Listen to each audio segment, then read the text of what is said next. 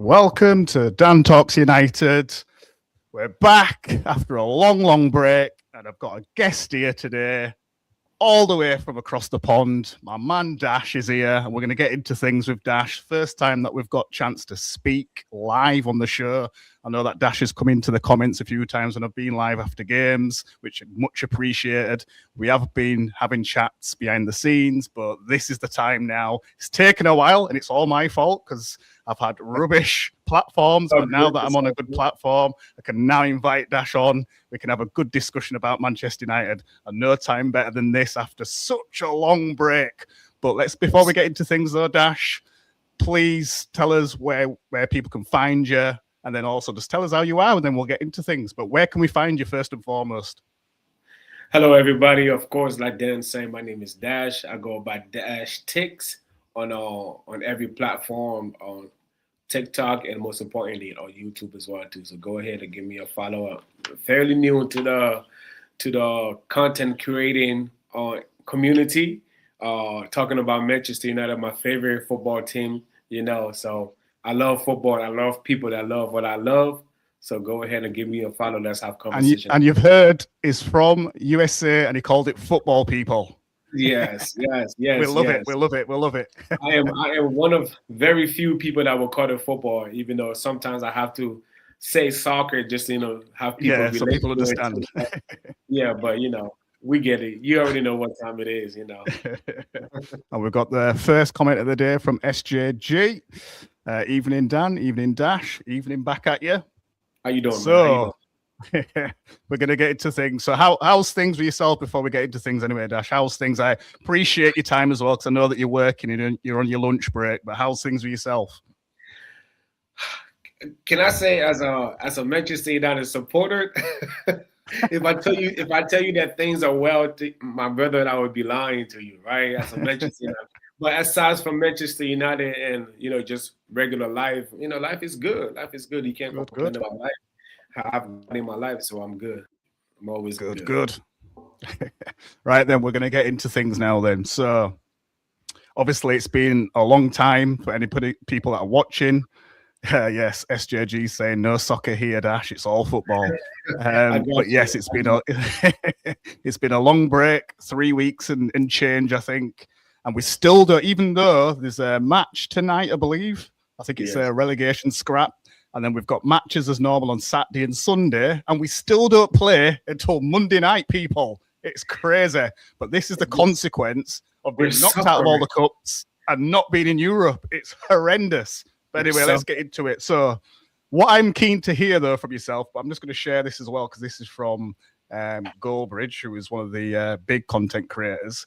And I've shared this last time on one of my streams in the past. I haven't spoke to you about Carrick, so I don't really know how you feel about Carrick. So just before you get into things, Mark sort of discrediting Carrick a little bit and sort of talking about how all the other teams aren't playing that well. And we're going to come into stuff like that ourselves anyway.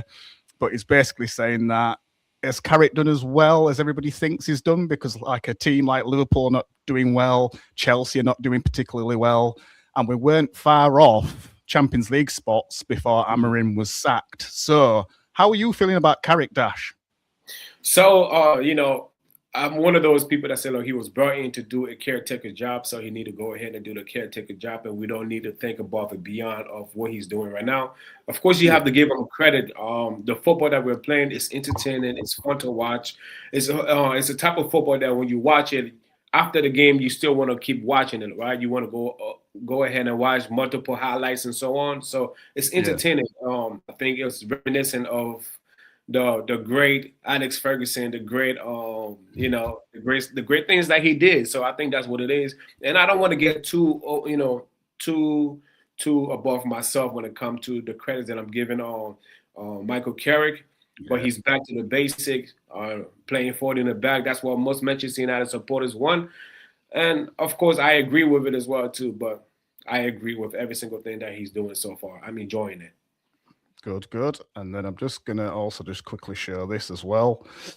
So, again, you're not going to see a lot of that, unfortunately. But, again, it was just to go off the back of what Goldbridge is saying there. So, the top part of the screen is just sort of saying where we were before Carrick came in, which was around that sort of 7th, sort of joint 6, and then the one below, you can't quite see it because all my graphics are in the way, unfortunately. But obviously where we are today, more or less in that 3rd position. So there's sort of 2 ways of looking at it for me. There's that sort of where we far off those positions in the first place, or has he done a good job because Amorim was probably going to nosedive? So it's a tough one because we're never going to know the answer to that. But just really quickly, from my point of view, I think Carrick's come in, as you've just said there. It's an interim job, and I always feel that it's a bit of a different feeling when it's an interim because there isn't as much pressure. When it's not your job yet, there's not as much pressure. You're coming in to sort of save the day in a sense, and you've been drafted in because things haven't been looking too great. So anything you do is a bit of a bonus. The players are going to like you, especially the ones that are playing.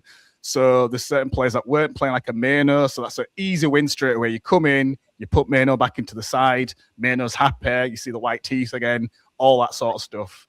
The difficulty could be if he gets the job permanently and then he's got to make difficult decisions throughout the season. That's where there's going to be a massive test for Carrick. But whilst he's here, as you've said yourself, really enjoying the football in the main. I like the fact that there's a bit of a throwback to the old days. Right. Maybe not quite Fergie days, but it's going that sort of way where there is still some decent play here and there, wing play sometimes, and some goals and wins. Yeah. That's the main thing. Yeah. Yes. But just to finish off, Dash, though, and I want to ask you this, how are you feeling about Carrick in the sense of, would you give him the job or would you want to give it to, as people say, an elite coach? So for those people that love Michael Carrick so much, and I love him too, you know, I'm a Manchester United supporter. I will always support the Manchester United, legends. But I think when it comes to this, the idea of taking Manchester United above and beyond, we have to go ahead and get the best in class. Okay, Luis Enrique is not available. Go ahead and get Nagelsmann. Okay, I think he is somebody who is he knows exactly what he's doing. He's not playing just one system. He's very flexible. So I'm not giving Michael Carrick the job. I would want to go ahead and get somebody that has a little bit more credibility to them. Yeah. No, I understand that. I think I've been in 2 minds. I liked, and you've probably seen it before on my streams before, I'm singing the songs very badly, but singing the songs anyway, and Carrick at the wheel and all this sort of stuff. Just having a bit of fun because it's a bit of release because I liked Amorim, but not to go into this Amorim too much. I liked Amorim, but I don't feel we played particularly well under him. When you think about it, in the long run, it weren't great at times. There were times when we were winning and then we end up drawing or losing. The times we're drawing, we end up losing. It wasn't great. Carrick's come in, is a legend. He's changed things. He's got everybody upbeat, and we've put points on the table, and it's given us something to look forward to in terms of Champions League finish, but we won't get into that too soon. So, obviously, conscious of time. No, you can do. Yeah, no problem. Just to add to what you're saying, Michael Carrick came in and he's doing a good job. I think that's why I don't want people to get carried away. Yeah, I'm with you on that. Yes, with Ruben, I'm a Ruben Amorim fan. To be honest with you, like I said, it's a conversation for a different day.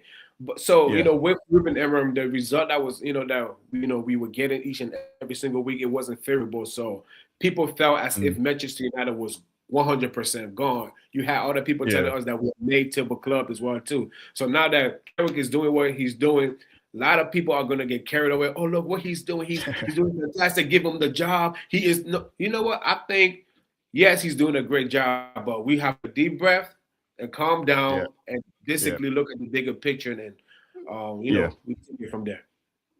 Yeah, and like I said earlier, it's sometimes as a fan, or I can talk for myself anyway, there's the heart and the head sort of thing. And sometimes with the heart, you just want to think all the good stuff that could possibly happen under a legend. It brings a bit of closeness back to the club in terms of someone that knows the club, and you start bring up all these reasons why Carrick could be the man. But then when you use your head, you've got to start to think to yourself that Manchester United are a big side and they need a big coach. And it's got to be a coach that you can trust, that the players have got respect for. And that's why a coach like Enrique was always someone that I was looking at as a potential, the Ancelottis and coaches like that. Right? We all wanted Enrique, to be honest with you. And, Yeah, you know, exactly. just to add to what you just said, just a little bit. Also, when it came to when it comes to Michael Carrick, one of the reasons why I feel like we shouldn't give him the job just because of what happened with Ole Gunnar Solskjaer, because I know. I mean, and not do a great job. He did a fantastic job, right? But sometimes when it was time for us to buy the necessary player to take us above and beyond, to go ahead and fully compete with City, I feel like he didn't have the guts to go and talk to the board. Say, look, this is what I need and this is what I have to get. So the next manager that we get need to be that manager that I really don't care about if the board is saying no or not. You have to stand on your 10 toes, on your P's and Q's, and go and request players that you need to go above and beyond. If can Kevin do that? I don't know. I really don't know. That's the problem. That's the problem. And that's my take on that. I'm not sure if he's capable of doing that. But we'll see. I'm with you on that. And then just to say to anybody that's watching as well, because I probably didn't explain things properly at the start, but this is a preview to the match on Monday against Leeds, and we will come on to that. We'll come on to a bit of the preview. We will do a score prediction as well, so wait out for that. So get your score prediction ready, Dash. But before that, we just want to go through a few topical things. And obviously, like I've said before, I haven't spoke to Dash before properly. And it's nice just to hear a bit of perspective from Dash and how things are. And it's not even about where you live or anything. It's just how you think about things. And it's always interesting to have a good conversation with people. And again, people put your comments in, as SJG's doing here.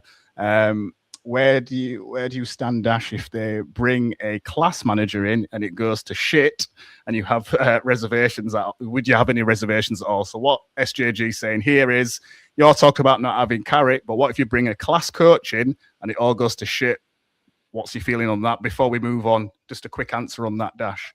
I mean, everything is a risk, right? Everything is a risk, right? You don't know what you're gonna get. That's the beauty of life, right?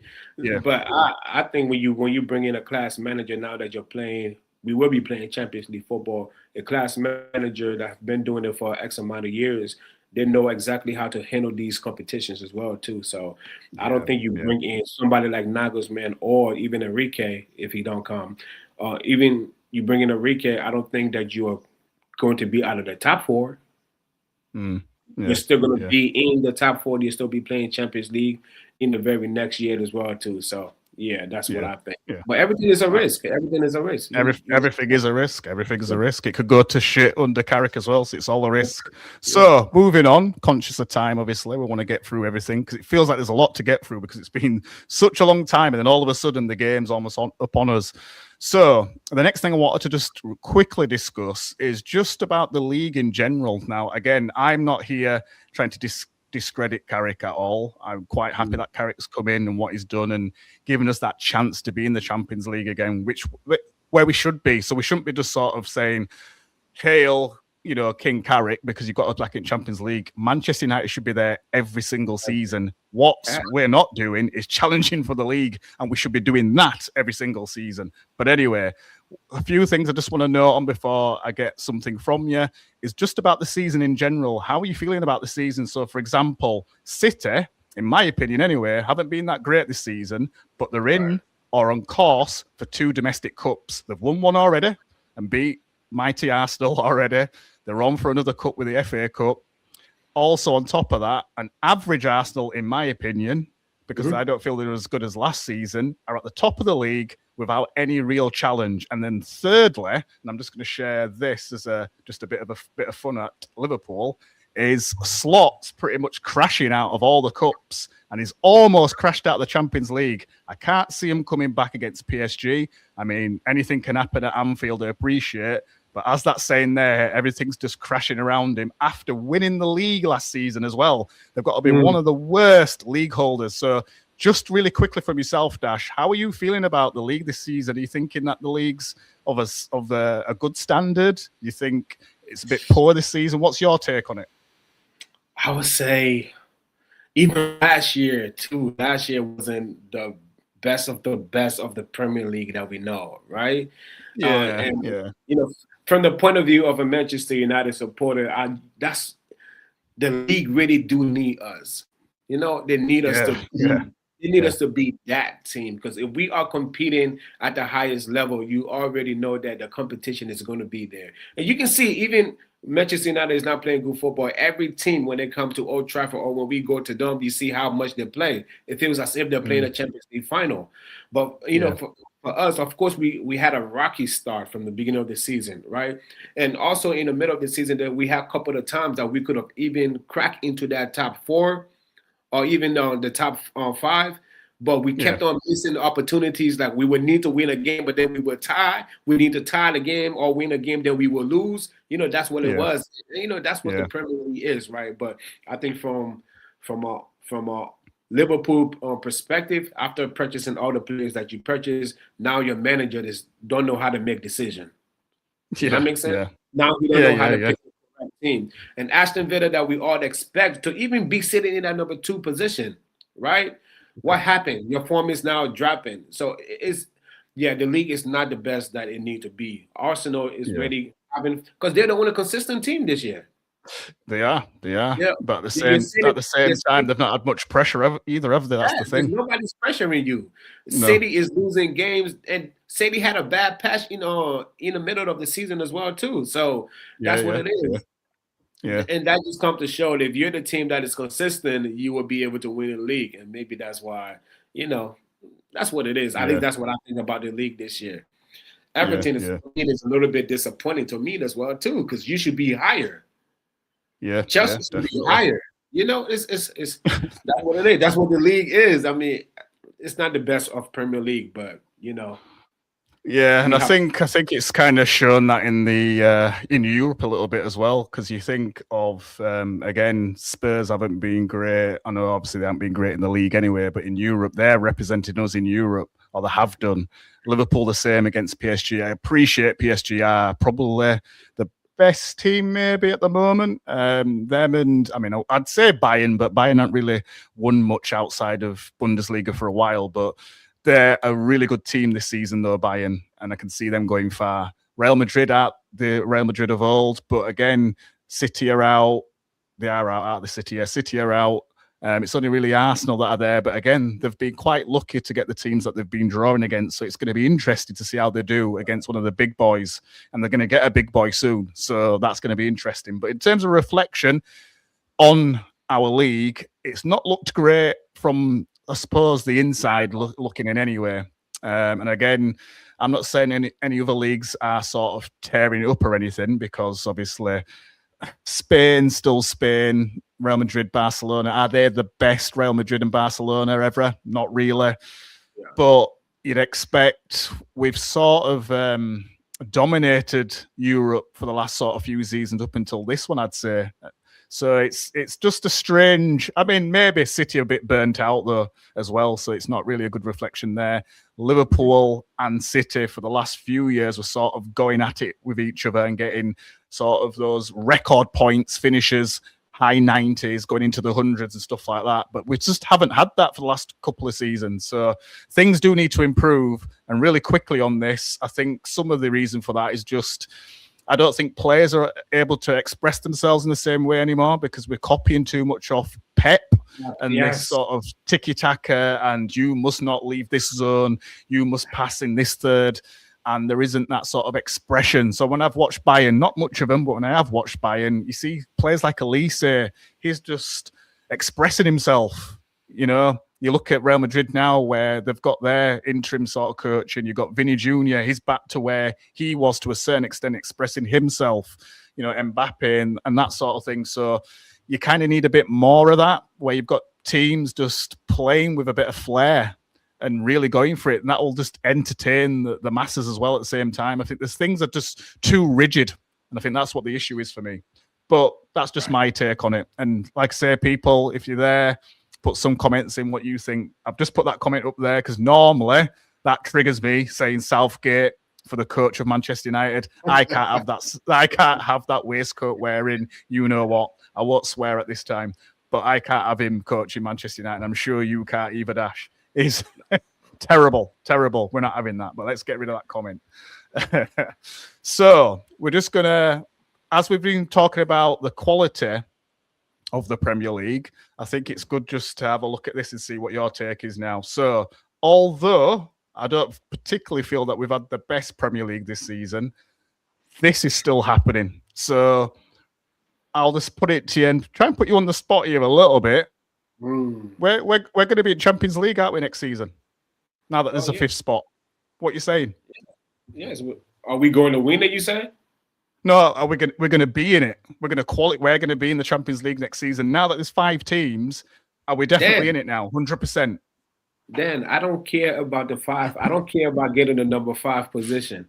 I know that Manchester United is sitting comfortably in that number 3 position. I don't respectfully, I don't care for it. Okay, I know that we are sitting comfortably in that 3rd, and we're not letting go of that 3rd. Good. That's what I like to hear. That's what I like to hear. I don't want to have conversation about spots. They can even give us 6. I don't care about. I don't care. Manchester United. I'm not worried about no 5th position. Chelsea can have that conversation. Yeah, little boys Chelsea can have that. Definitely, and maybe Liverpool. We'll see. So moving on then. So we're both in agreement that we're into Champions League next season. Just really quickly to touch on that. Hopefully that's going to mean obviously better players, hopefully more money to spend, and then just getting back up there with the big boys. Have you ever heard of the saying "pop your collar"? Pop your collar, yeah. Right now, as a Manchester United supporter, we know that Champions League spot is there, so we got to pop our collars. We got to pop. I've just got to hear that music again, though. That music, it's like goosebumps. You will. I can't do that. I don't want that Europa League music. I can't be doing with that crap. Team U stuff. I can't be doing with that. I can't get groovy to that. That Champions League music is more of my speed. The champions. Yeah, that's the anthem you want. That's the anthem you want. It makes you want to go out and even play the game yourself. Exactly. You just want that. Up your chest out, shoulders broad. Not that Europa League rubbish. Anyway, I shouldn't diss that. But anyway, we're back in Champions League. Surely, back in Champions League. Yes. So now we're going to move on now and see what you think about this now. So this is the big lad, Harry Maguire, signs a new contract. So I believe he's got a additional year with an optional year on top of that. So I just want to get your take on it, really. So just really quickly from my point of view, obviously he's turned things around because he had these moments where I was thinking, we just need to get rid of this guy. And I won't say too much. I'll let you talk about this, but he has signed another contract. It is effectively 2 more years. I don't know what that means. I don't know if it means that we're not going to sign another centre-back or whether it means that there's a bit of a succession planning going on here, which we're not used to in Manchester United since Fergie to actually have succession planning. So, like I say, signed another contract. He's turned things around to a certain extent. What's your thoughts on him signing another contract? Do you think Manchester United should have done this? I love it. Me personally, I'm a firm believer of give somebody credit when credit is due, right? And Harry Maguire has been a player over the past couple of years that, been through a lot. And he overcame that, and he's showing what it's like to be a Manchester United player. When we first signed him, I thought we had our own Van Dijk.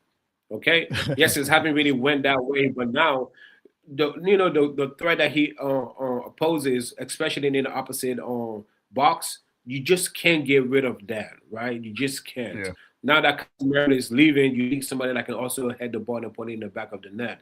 And of course, I like the move. I like the guy. I'm a huge fan of Harry Maguire. I love how he carries himself. I love how he talks. He's a true definition of a leader, because for you to be disrespected, not even for you to be punished and taking away your honor and then still go ahead and gain it back, I think it's that's Manchester United right there.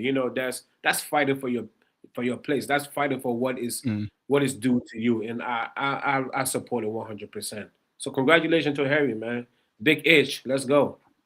Yeah, big H. Yeah, I mean, just to add to the back of what Dash has just said there, I think I sort of saw it in two ways. So as I always sort of look at things and try and balance it out a little bit. But one of them was I don't want to do it if it means that we don't look at a good centre back coming in. So sometimes and I'm not saying he's not a good centre back, by the way, but what I mean is someone that's going to be there for the next sort of 5 to 10 years. But on the flip side, I think it's good to sign him up purely because I don't want to lose two key players in both boxes in the air at the same time. So Casemiro's going, and appreciate he needs to go, his age and everything, but he's done very well for us this season in terms of being a presence in both boxes. I don't want to lose Maguire as well, who's also a presence in both boxes, because then we're going to lose a bit of a threat in the opposition box because he can get a goal or two with his head. Right. Similarly, he can head the ball away. I mean, I can't think of another player in our team that's as effective as he is in terms of just getting that ball on that big slab head of his, heading corners away, any crosses coming into the box and heading them away. It might seem simple, which it kind of is, but he's just always there at the right time. He's strong in the air. He's got a bit of strength.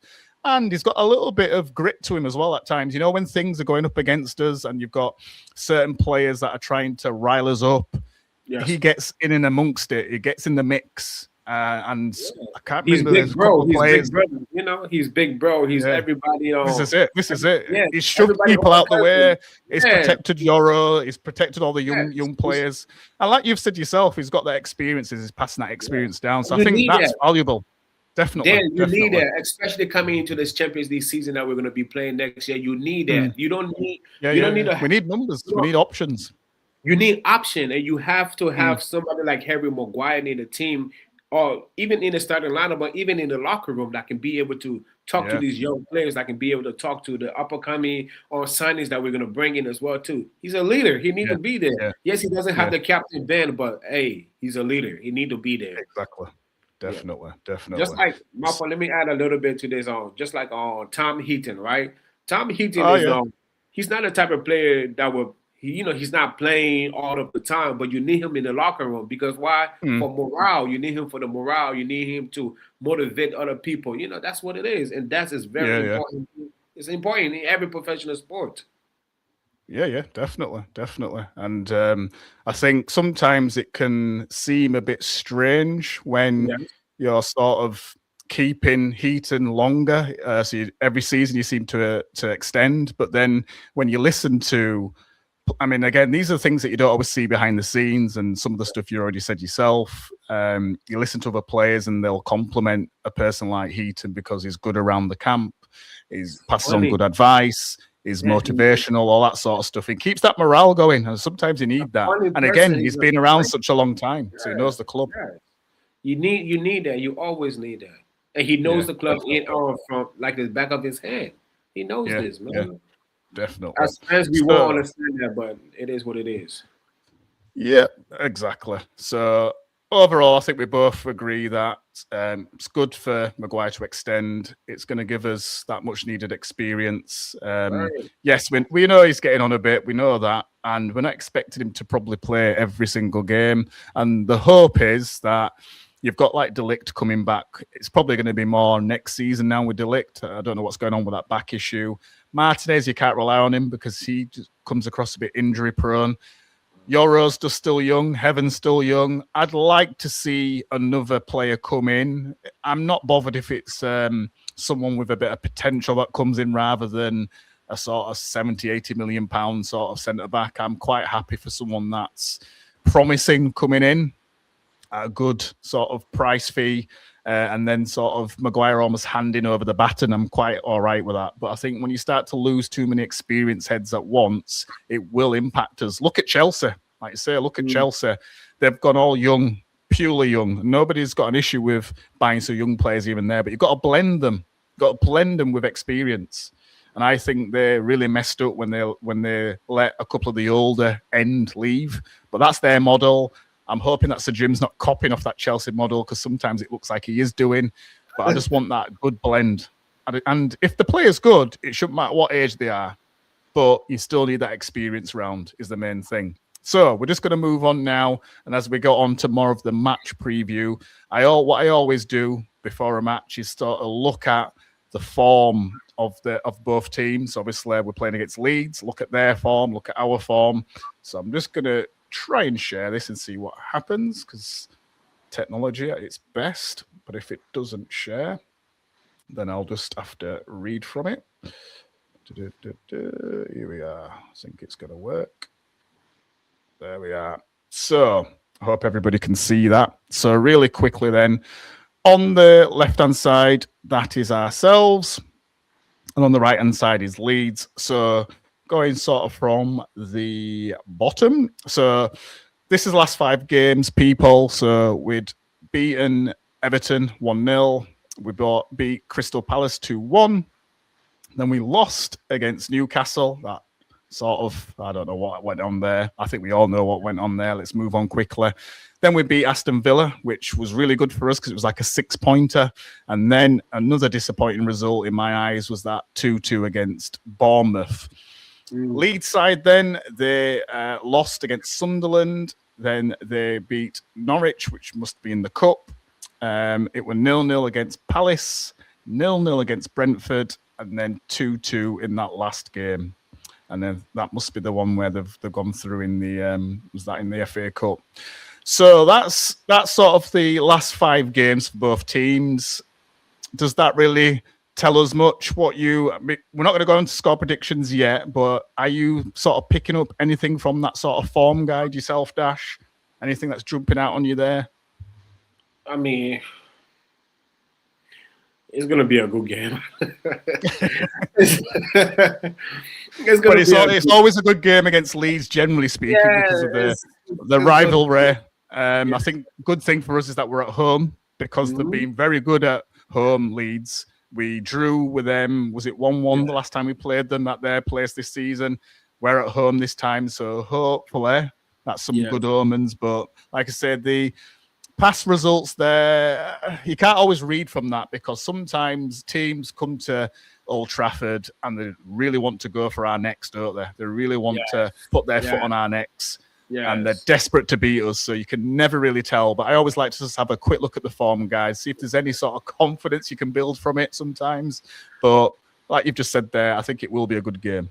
It's going to be a good game. You just, I mean, I still believe we will win a game, but, Leeds, they have players that can definitely affect us. If Calvin Lewis start getting the services that, can be provided for him, it's going to be a heavy it's going to be a busy day at the office, to be honest with you. Yeah. So our wingers, our fullbacks have to do a good job of stopping those crosses. But it's going to be a good game. And just looking at their last game, I were not sort of nervous per se, but I thought actually, because I've not really watched Leeds for a bit, and I thought I know it was the cup game, but they looked all right. So we'll have to see. But they've got a lot of weaknesses though. And like I say, we're at home. And just before we move on to the next bit, or the sort of coming towards the end of the show, we are just going to touch really quickly on who we think should play. I don't want to go player by player per se, but just a sort of a quick overview who we think should start. And then after that, we're going to go into score prediction. But before we get to that, future vibes. Hello, United. And that's what we like to see. A bit of... uplifting vibes there. So let's get into things. So I normally, because I've just used FootMob there, normally they have like a predicted lineup, but it looks like they stopped doing it. So I've got it on a piece of paper instead, unfortunately, which I can't share. So generally speaking, and like I said, we're not going to go into too much depth. There might be 1 or 2 plays. If you want to stop on 1 or 2 plays, just have a quick discussion, Dash. More than happy to do that. But what we're going to do is... starting from the goalkeeper then. So this is the sort of our sort of predicted lineup. So you can sort of see it in 2 ways. You can see it in the lineup that you'd want, or the predicted lineup that we think Carrick's going to go for. Entirely up to you. But in goals, I'm sure we can agree, Le Mans starts. The one and only. He can catch a ball. People, the one he and can only. catch a ball. Somebody he can punch a ball. He can I never save thought it. that was a difficult skill, but apparently it is for some goalkeepers. Nana tells us that it is a difficult skill.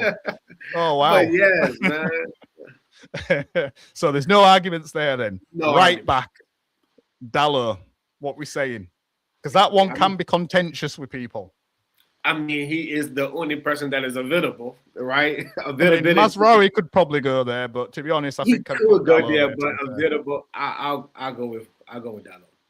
Right, the centre backs are going to be interesting because Maguire's suspended, isn't he? So after that red card he got. So we've got, I believe Yoro is going to be one of the centre backs. So I'm not really going to argue with that, to be fair. Me personally, I've been quite happy with Yoro. I mean, I like Yoro anyway. I've been on other shows where we've had a bit of a healthy debate on Yoro, where I sort of had a bit of a debate where they were saying Yoro isn't great and we shouldn't have bought him. I'm more in the camp where he's still got time to grow. I think there's potential there. I'm not going to say that he's going to turn into the next Rio Ferdinand, but I think there's something there. So I'm quite happy with him. How are you feeling about Yoro? He's young. And for what not everybody can be Wayne Rooney. Not everybody can be Cristiano Ronaldo. Not everybody can be Yamil. Look, he is young. He's going to grow and he's going to get better. Yeah, Yeah, definitely. I'm in that camp. And if future vibes, if you're still there, put your comments in. What do you think? Any players that you think should be starting or anything like that? All comments are welcome. It's not just about what me and Dash are saying. We're just having a nice conversation about Manchester United, the team we love, and how things are going. And we're upbeat because things have turned and we've got that Champions League on the horizon for next season. And there's going to be more shows because we're going to be covering Champions League games as well, not just the Premier League. And hopefully we could have a FA Cup run, a Carabao Cup run, and then also a Champions League run as well. And that would be the great days. That would be great days. Yeah. You know? I don't know if we've been in the new format, have we, in the Champions League, since it's been in a league format? No, that's new for us as well. It's going to be crazy. So moving on then. Do we think Martinez is going to come back? Because he is in training. I'm not quite sure where he's at because Carrick's press conference isn't till tomorrow. Normally it's Friday, but strangely it's tomorrow. So they have been in Dublin doing some training, the team. There has been some interviews with the players, but there's been nothing much from Carrick. So I expect to get an update in terms of team update tomorrow in the press conference. But I do believe Martinez is back training with the team. I would expect he might shove him back in. What are you thinking? Because it's either going to be him or Heaven. So I'm probably thinking that the Butcher's going to return and be there, but I don't know. I would love for him to return. Yes, Heaven. I'm really impressed with what he did on the name Ruben Amorim and what he doing for this season. But you kind of need a bit of an experience. 2 young kids in the back would be a very, very difficult day for us. Then how confident we are about winning this game will go down to basically 50 to 40%, right? With Euro having in the back there.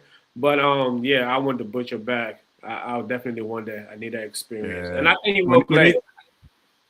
We need someone to sort of chop up Calvert-Lewin because you're going to need someone with aggression. And Calvert-Lewin, I'm not a massive fan of Calvert-Lewin, but he can be quite a tricky player on his day, and he is quite a traditional number 9, Calvert-Lewin. So on his day, he can score against you. He can rough you up.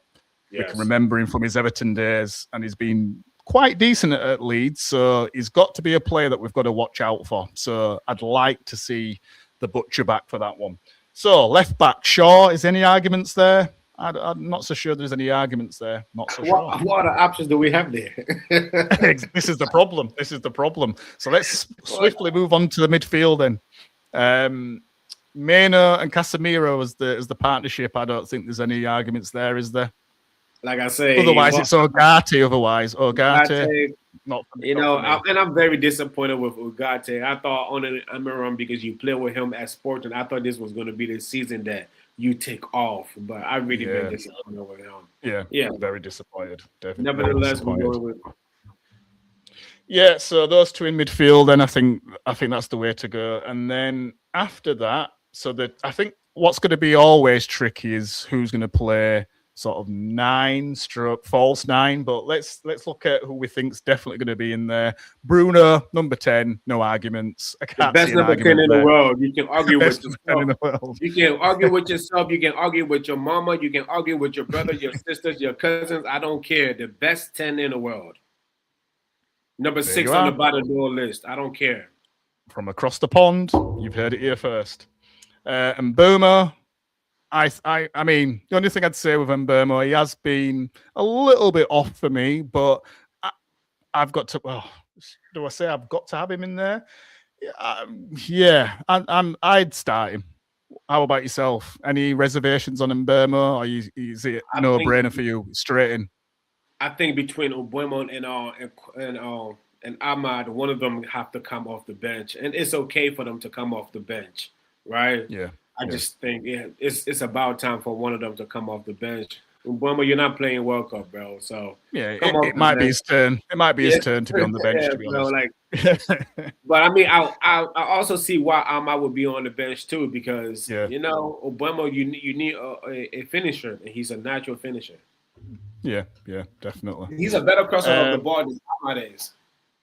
Yeah, that is true as well. I'm just hoping he could turn things around a little bit towards the end of the season. I'm not saying that we're pinning our hopes on him, because as we've both said, we're confident we're getting that Champions League, but it'd be nice to finish the season in style, comfortably. That'd be good. So, Cunha, normally on the left-hand side. Any arguments there for you? On the bench? Who are we putting on the bench? Oh, sorry, who are you putting on the bench out of them two? Don't know, because I think Ahmad sort of disappointed me at times as well, to be fair. I'd like to see Mbeumo start on the bench this time and come on with a bit of hunger. Okay. I think that's what I'd probably go with. Ahmad comes on, starts, looks after the ball well, generally speaking. Then Mbeumo comes on early in the second half to make a difference if we need it, but comes on with a bit of hunger as well, because I think he's the only one of that sort of front line that hasn't started on the bench. And we'll just see a comment here from SJG, and Mbeumo on the bench for SJG as well. So we've got an agreement there. What are you thinking yourself, Dash? Which one would you bench? Sometimes you just gotta like rattle some players as well too, right? You gotta like get underneath that skin, and we want to see how Mbeumo will respond when he come off the bench.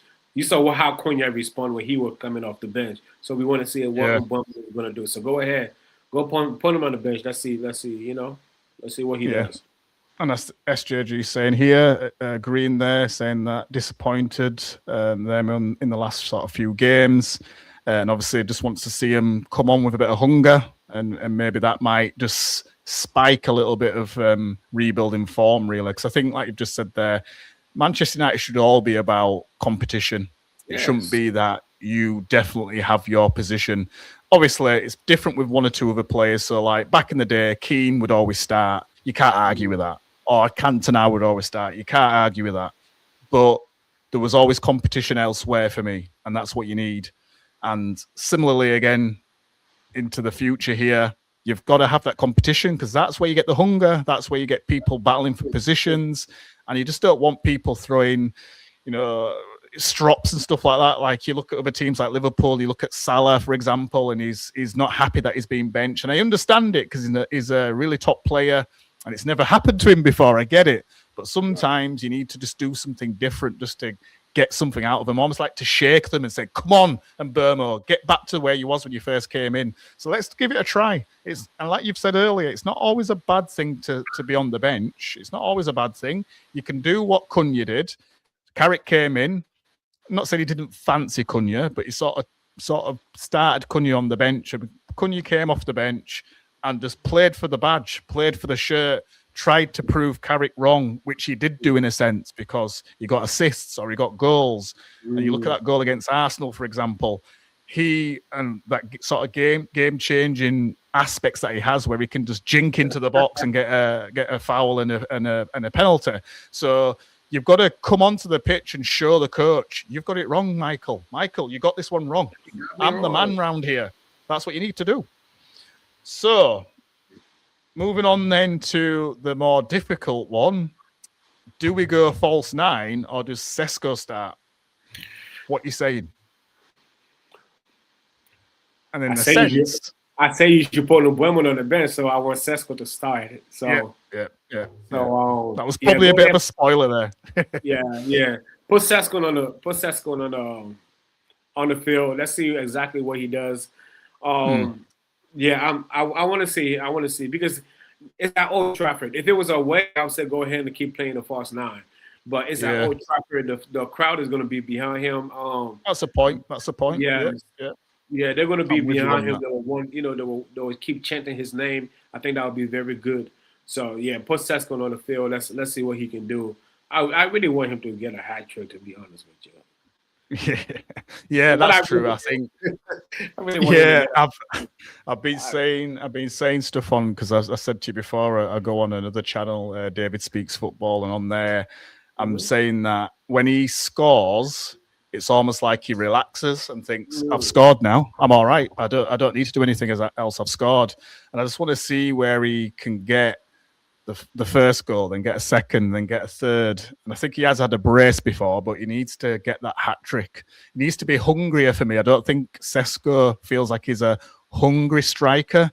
I want us to have a hungry striker that's always sniffing out chances, sniffing out goals. And I think in that, I think it was the last game.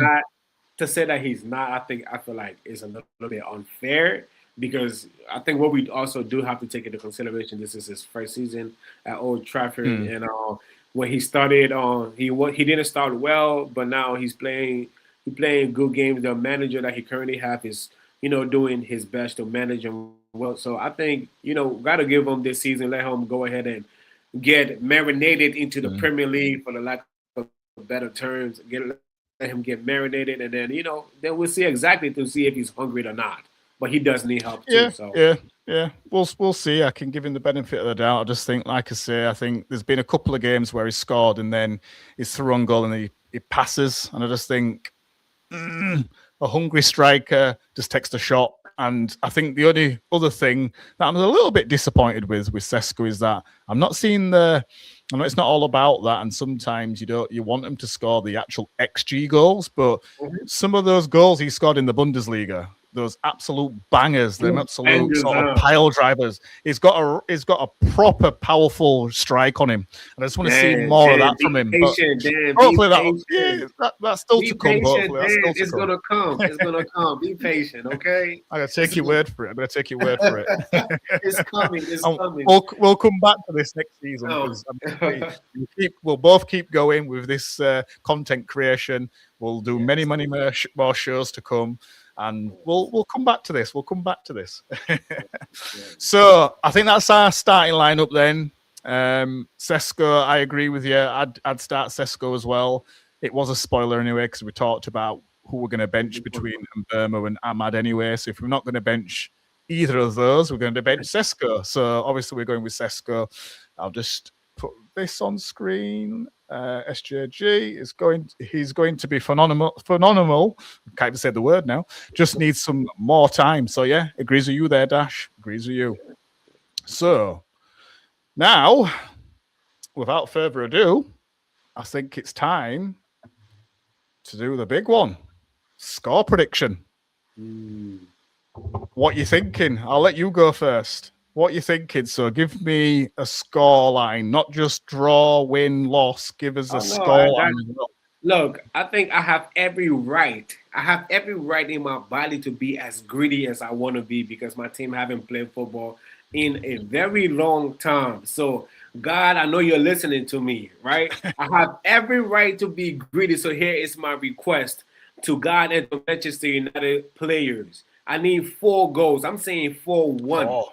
4. I need Bruno Fernandes to go ahead and get 2 assists. I need Cunha to get on the board. I want Ahmad to get on the board. I want Lubuemo to come off the field and show me something. Yeah. Sesko 2 goals. That's what I need. 2 goals from Sesko, 2 assists from Bruno Fernandes. Cunha, Ahmad, you're scoring. That's what I need to see. So, like I say, I have every right to be greedy, and I am going to be greedy. Yeah, okay. I would be more than happy with that because that is, I don't know if have we reached 4 since Carrick. I think we might have done 1 or 2 games, but it's nice to see goals. It's nice to see goals that are spread as well. So before I say my prediction, I'm just going to share SJG's here. So SJG's I'm going extremely positive, and I'm saying we're going to smash them 4-0. Very similar to your scoreline, 4-0. You have to. You have every right to make every point. You have to. So, yes, I didn't. My thoughts before wasn't quite as high as 4. I was toying between definitely a win. So let's start with that. Definitely a win for me. But I was toying between 2-1 and 3-1, to be honest. So it does feel like a bit of a downer after your prediction and SJG's. Kind of my thinking behind it is that you can say what you want to say. Be yourself. No. I won't be copying. The only thing I'm going to say that's the same is it's going to be a win. Yes. My rationale is that it's Leeds United. There's a bit of history there. I'm not saying that they're the best per se. I don't really know what their record is on the road this season. That's why I'm thinking that we've got the better chance because we're playing at home. And I don't think Leeds are as good away from their ground. So I'm gonna go with 2-1 actually, because I've been feeling 2-1 for a while. I almost went 3 because you went 4, but I'm gonna go with 2-1 purely because I think it will be tight to a certain extent. And I think, yeah, I do actually. I do. I mean, don't get me wrong. I hope I'm wrong, and it's an open game in the sense that it's entertaining and we get the goals. But I just have a feeling that Leeds are going to give it all they've got. Obviously, they're not out of that relegation area either, so they're fighting for something. They may have a little bit of confidence because they got through to next round in that cup game the other day. So I'm going to go with 2-1 Manchester United. Still a win. Okay. Maybe not as positive as you guys, but I'm going 2-1. 2-1. You're not happy with that, are you? I'm not happy. I give you an answer, but I'm really not satisfied with that prediction. You know, you haven't watched your team play for over a month, and that's not a prediction you need to give. You need to go ahead and request. Don't cut yourself short. Go ahead and make your request. They said knocking, it shall be given to you. So go ahead and knock, man. Go ask for it. But no, I'd like to look up to the skies and pray to the gods and make sure we get some goals. But I can't.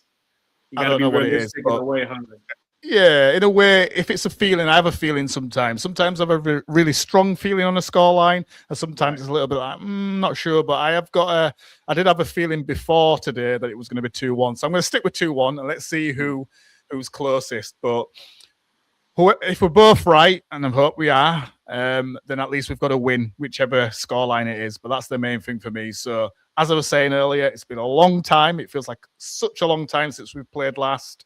We still don't play till Monday night, but it will come upon us pretty quickly after these games start to play.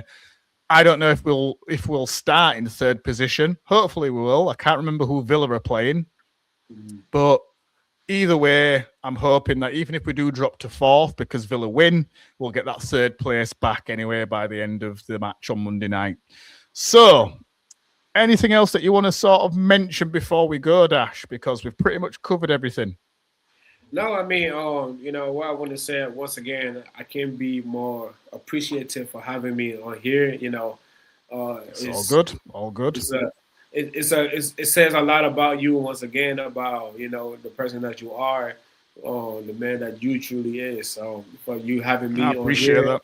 And just you listening to my 2 cents about football, whether you agree with it or you don't agree with it, but just giving me the ability for me to go ahead and talk. Manchester United, like I said, I love people that love what I love. So yeah. I love you. We've got something in common straight away. I appreciate you, man. Appreciate you. So yeah, it's all good, man. It's all good. Yeah.